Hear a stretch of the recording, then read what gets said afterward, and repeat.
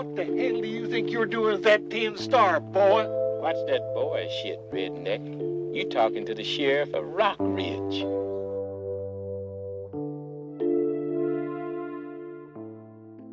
When Blazing Saddles hit theaters in 1974, nobody expected it to explode the way it did. It was wild, hilarious, and totally unfiltered, the kind of movie that could never be made today. Mel Brooks's outrageous Western became a box office hit, earning over $100 million and shocking Hollywood with its fearless comedy. The cast, led by Gene Wilder and Cleavon Little, made history. But behind all that laughter were things the producers didn't want you to see. Secrets, fights, and scenes that pushed limits even they weren't ready for. Join us as we take a closer look at Blazing Saddles, the movie, its cast, and the shocking truths hidden behind the laughter. A wild Western that changed comedy forever. When Blazing Saddles hit theaters in 1974, it wasn't just another Western. It was a full-blown cultural moment. Directed by Mel Brooks, the film mixed humor, chaos, and pure shock value in ways no one had seen before. It was written by Brooks, Andrew Bergman, Richard Pryor, Norman Steinberg, and Alan Uger, based on a story called Tex X by Bergman. The movie starred Cleavon Little as Sheriff Bart and Gene Wilder as Jim, the Waco Kid. Mel Brooks also appeared in two hilarious supporting roles, Governor William J. LePetomane and a Yiddish-speaking Native American chief. The cast included comedy icons like Madeline Kahn, Harvey Korman, Slim Pickens, and Alex Karras, plus a cameo from jazz legend Count Basie himself, who showed up in the middle of the Wild West playing April in Paris. That kind of thing perfectly summed up Blazing Saddles, a movie packed with crazy surprises, deliberate anachronisms, and jokes that broke every Hollywood rule. Despite the risks, it worked. Critics called it bold, audiences called it genius, and the film went on to make over $100 million at the box office, a massive deal for its time.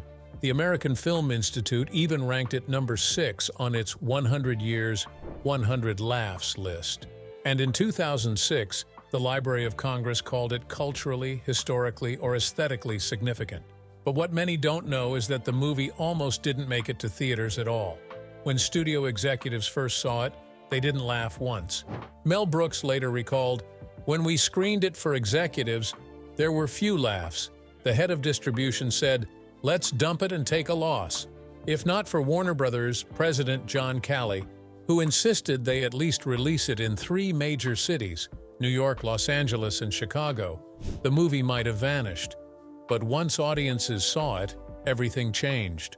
Blazing Saddles became the studio's top moneymaker that summer and a comedy legend that still sparks conversations today. Yet what happened after its release might be even stranger than what happened on screen. The forgotten spin-off no one saw coming. In 1975, something unexpected happened. CBS decided to make a television show based on Blazing Saddles.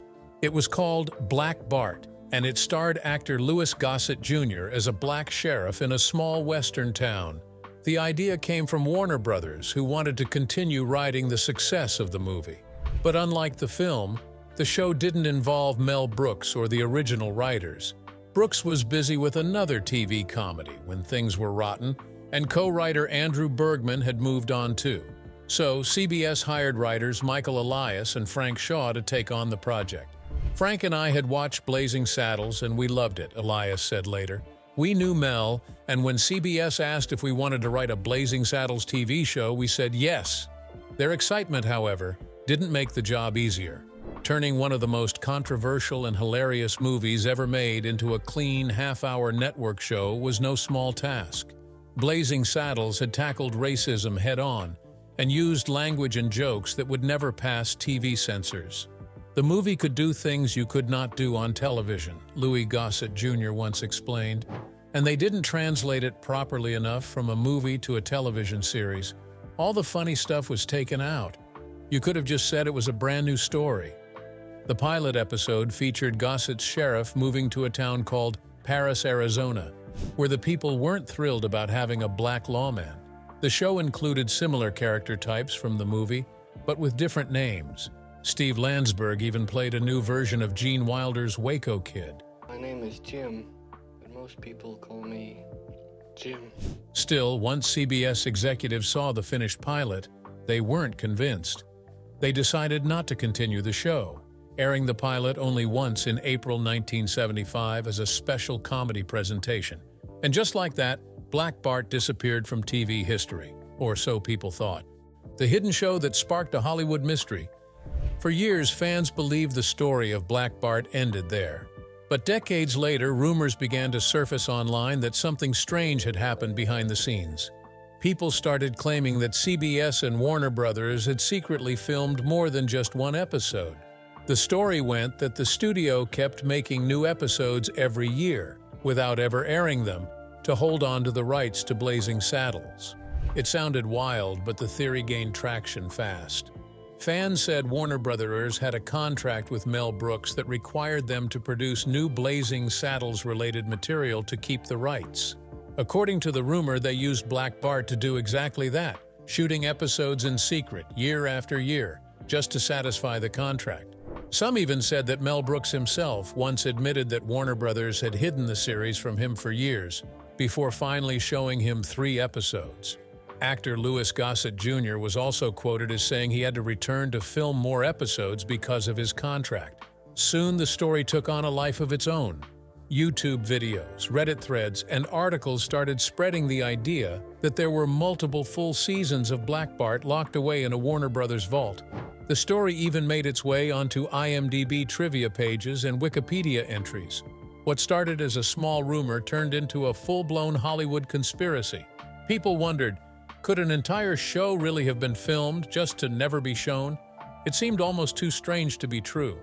But in Hollywood, stranger things have happened. After all, studios have been known to create ghost projects just to keep legal rights to certain titles. A conspiracy that fooled everyone. This wasn't the first time Hollywood pulled something like this. Movie fans compared the rumor to other real-life cases. For example, the horror movie Hellraiser had several low-budget sequels made just so the studio could keep the rights. Actor Warren Beatty even appeared on TV in character as Dick Tracy years after his movie came out, just to legally hold on to the name. So when people heard Warner Brothers might have done something similar with Blazing Saddles, it didn't sound too far-fetched. The pieces seemed to fit: a cult classic film, a mysterious unaired show, and a studio with a lot to gain. But here's the twist: none of it was true. Every part of that rumor turned out to be fiction. There was no hidden show, no secret contract, and no vault filled with lost episodes. Only one episode of Black Bart was ever filmed, and it aired just once in 1975 before being shelved for good. The myth grew over time, mixing real quotes, old interviews, and fan theories until it felt believable. Even Mel Brooks' name was dragged into the mix, even though he had nothing to do with the project. What made the story so fascinating was how easily it spread. Fans loved the idea that one of Hollywood's wildest comedies might have a secret sequel trapped in studio archives.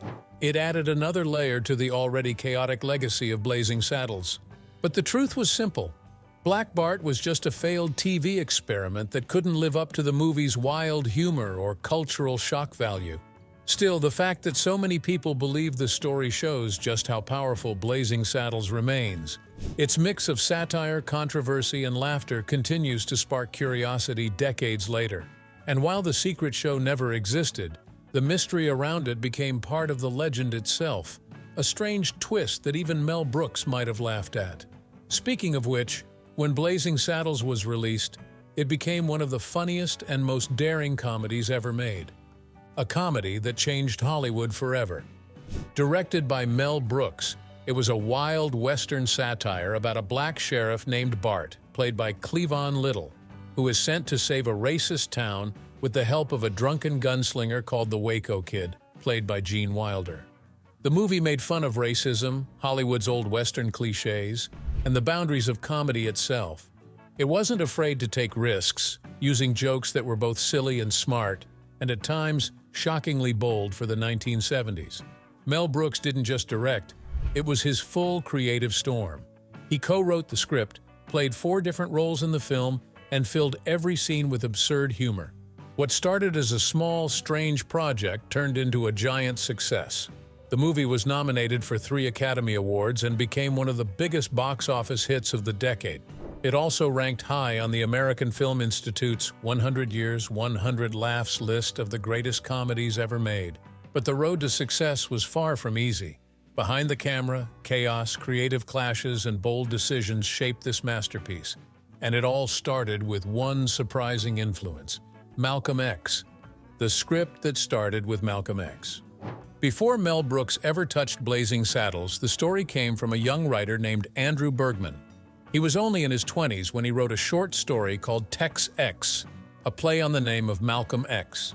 Bergman later said, "I wrote a first draft called Tex X. Alan Arkin was hired to direct and James Earl Jones was going to play the sheriff. That fell apart, as things often do. When that version failed, Mel Brooks got his hands on it. Brooks was immediately fascinated by the idea of a black sheriff in the Old West. He described it as hip talk, 1974 talk and expressions, happening in 1874 in the Old West. To him, the mix of modern language and Old Western style was perfect for a comedy that could poke fun at both racism and the Hollywood system." Brooks then bought the rights and brought in a team of writers that included Bergman, Richard Pryor, Norman Steinberg, and Alan Uger. Brooks even put up a sign that read, "Please do not write a polite script." That set the tone for what came next. According to Brooks, the writing sessions were absolute madness. "Blazing Saddles was more or less written in the middle of a drunken fistfight," he once said. "There were 5 of us all yelling loudly for our ideas to be put into the movie. Not only was I the loudest, but luckily I also had the right as director to decide what was in or out." Bergman described the same scene in his own way. "It was a riot. It was a rioter's room. The chaos worked. Out of that noisy, creative mess came one of the most original comedies ever made. And that same madness carried into how the team of writers came together. A mix of young talents and forgotten names who didn't yet know they were about to make history. The writers who had nothing to lose." When the Blazing Saddles team first came together, none of them were big names in Hollywood. In fact, most were either struggling or starting out. As Scott Saul wrote in Becoming Richard Pryor, Steinberg was a fledgling film writer with no film credits. Bergman, a history PhD who had just failed to land an academic job. Brooks felt himself washed up after the disappointments of the producers and the 12 chairs. Brooks himself admitted in his memoir, All About Me, that the producers and the 12 chairs together didn't make me enough money to buy a new car. The odds were stacked against them, but that's also what made the group fearless. They didn't care about playing it safe or pleasing executives. They just wanted to write something funny. And sitting among them was Richard Pryor, the brilliant comedian who was right in the middle of reinventing himself. Pryor was far from the clean-cut stand-up that audiences once compared to Bill Cosby. By the time he joined Brooks' writing room, he had become edgier, bolder, and more outspoken. He wasn't afraid to talk about race, drugs, or politics, and that energy poured into Blazing Saddles. Pryor's voice added grit and realism to the comedy. Brooks even said in an interview, "Pryor wrote the Jewish jokes, the Jews wrote the black jokes." It was an unusual, unfiltered creative process, loud, messy, and unpredictable, but it reflected the spirit of the movie perfectly.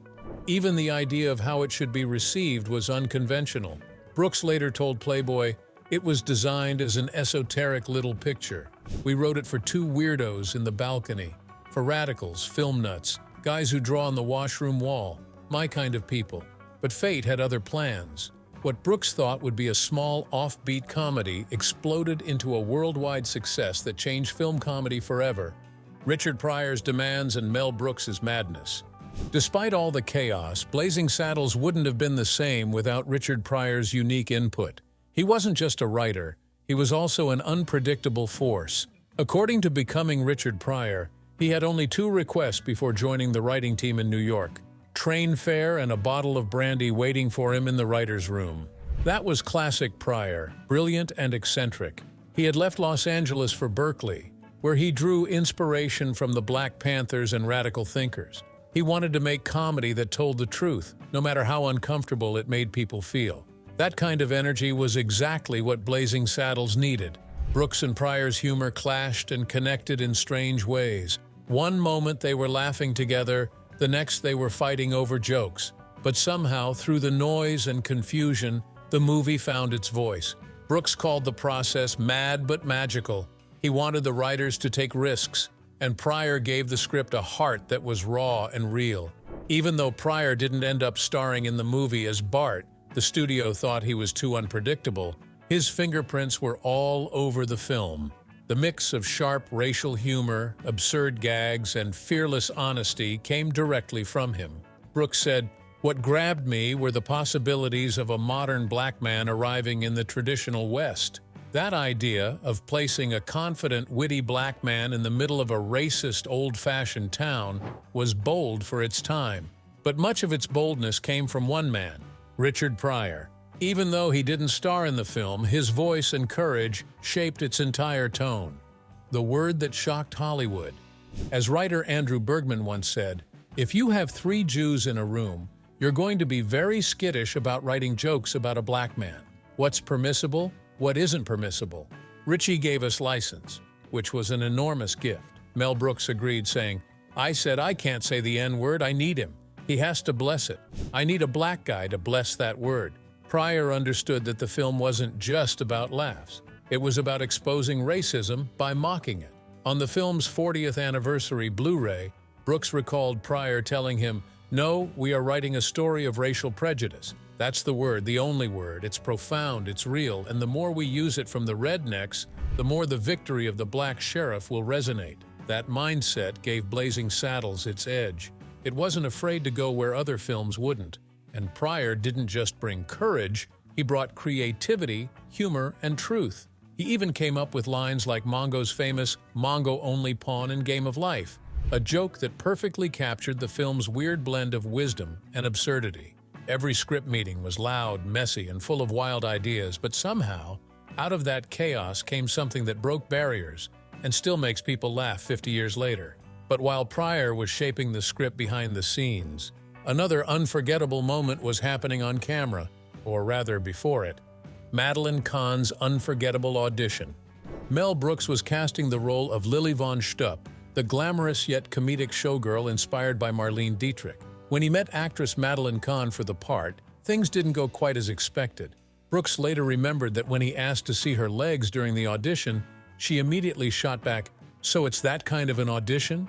He laughed and quickly explained himself, saying he was happily married and only needed to see if she could straddle a chair like Dietrich did in Destry Rides Again. Kahn, never one to back down, lifted her skirt slightly and replied, "No touching." That wit and confidence won her the role on the spot, and it was the perfect choice. Her performance as Lily Von Shtupp was one of the film's highlights. Funny, flirty, and full of attitude. Brooks called her one of the most brilliant comedic talents he had ever worked with. But the film wasn't just filled with laughs. It was surrounded by real controversy and near disasters behind the scenes. Because even after all the writing, casting, and filming, Warner Bros. Almost didn't let Blazing Saddles see the light of day. The movie that almost got buried. Believe it or not, Blazing Saddles came dangerously close to never being released. When the film was first screened for studio executives, the room was silent. No laughter, no applause, just uncomfortable stares. Mel Brooks remembered that moment clearly. "When we screened it for executives, there were few laughs. The head of distribution said, 'It's simply too vulgar for the American people. Let's dump it and take a loss.' They thought the film was too rude, too political, and too risky. But studio president John Calley refused to give up. He suggested releasing the movie in just 3 cities, New York, Los Angeles, and Chicago, as a small test. To everyone's surprise, it became the studio's biggest moneymaker that summer. But the battles didn't end there. After one sneak preview, Warner Brothers chairman Ted Ashley demanded cuts. He wanted to remove the N-word and even the fart noises from the famous campfire scene. Brooks didn't listen. "When he left, I crumpled up all of my notes and threw the wad into a wastebasket," Brooks said. "I didn't cut a sentence or a word or even an expression on anybody's face." That decision saved the movie. The uncensored version that hit theaters became a classic, known for breaking every rule and getting away with it. The crazy first and final legacy. Blazing Saddles didn't just shock people with its language, it also made cinematic history in unexpected ways. One of the wildest scenes is the campfire moment where the cowboys, after eating beans, start loudly breaking wind. It was hilarious, and it was also the first time flatulence had ever been heard in a Hollywood movie. Actor Burton Gilliam, who played Cowboy Lyle, later said, "We did that scene probably 35 times from different directions. We probably did it 100 times. It was silly, but it became one of the most famous moments in comedy." Then there was the scene with the Native Americans, where Mel Brooks himself played the chief. Instead of speaking a native language, the tribe spoke Yiddish, a joke aimed at Hollywood's long history of casting non-native actors in such roles. Brooks's chief spares the black family after realizing in Yiddish that they're as dark as we are. That kind of humor, smart, shocking, and strange, defined Blazing Saddles. It wasn't afraid to laugh at Hollywood, at racism, or even at itself. And despite all the controversy, the film went on to become one of the most celebrated comedies of all time. The American Film Institute ranked it as the 6th funniest movie ever made. But Mel Brooks wasn't satisfied with that number. In a 2016 interview with Vanity Fair, he said, "I love Some Like It Hot, but we have the funniest movie ever made." Few would argue with him. But did you know that during the making of Blazing Saddles, things got messy both on and off screen? A lawsuit, a legend, and a joke gone too far. The movie's outrageous humor didn't sit well with everyone, especially one famous Hollywood star. Hedy Lamarr, a retired actress known for her glamorous film career, decided to sue Warner Brothers for $100,000. The reason? The movie had a running joke about a character named Hedy Lamarr, and she believed it mocked her and invaded her privacy. Mel Brooks later said he was actually flattered that she even noticed but decided not to fight it in court. The studio quickly settled the matter out of court, paying her a small sum and offering an apology for almost using her name. Brooks laughed about it later, saying, "She never got the joke." In fact, the movie even makes fun of the situation before it happened. There's a line where Brooks' character, the governor, tells Lamarr, "This is 1874, you'll be able to sue her." It's one of those classic moments where life ended up copying art. But while the lawsuit made headlines, the movie itself was sparking an even bigger conversation. Some people wondered if Blazing Saddles was racist, while others saw it as one of the most honest reflections of America's struggles with race and identity. Mel Brooks always said the film wasn't racist. It was a mirror held up to a divided nation, and that mirror showed an America trying to laugh its way through some uncomfortable truths.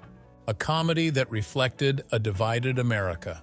At its core, Blazing Saddles isn't just a comedy. It's a mirror held up to a country tearing itself apart.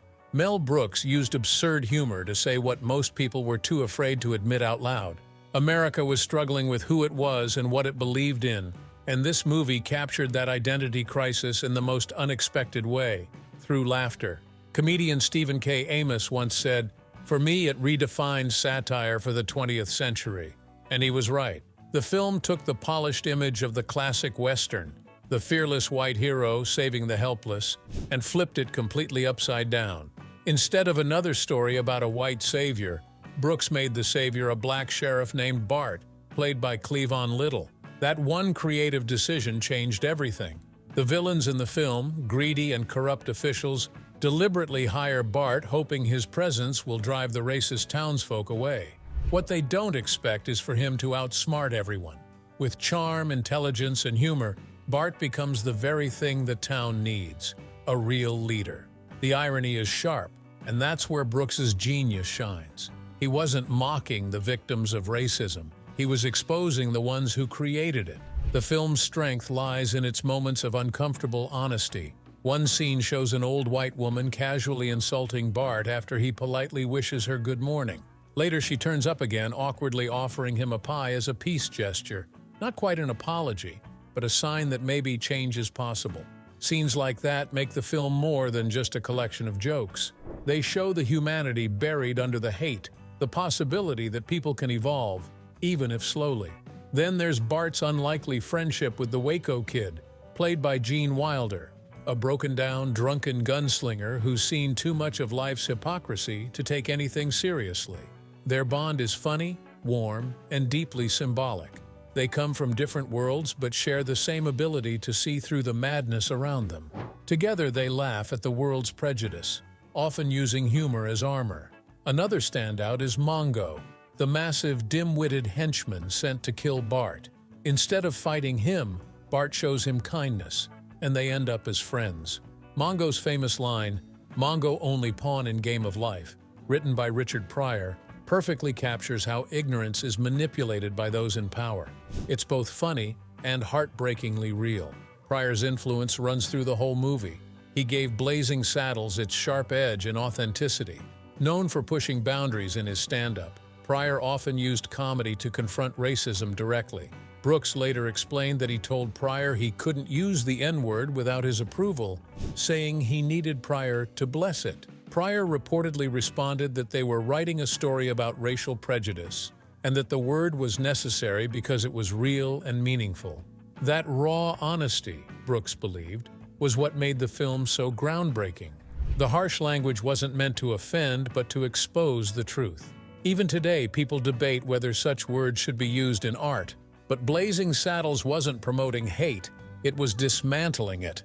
Through loud, unapologetic comedy, through slapstick shock and absurdity, Brooks forced audiences to look at themselves.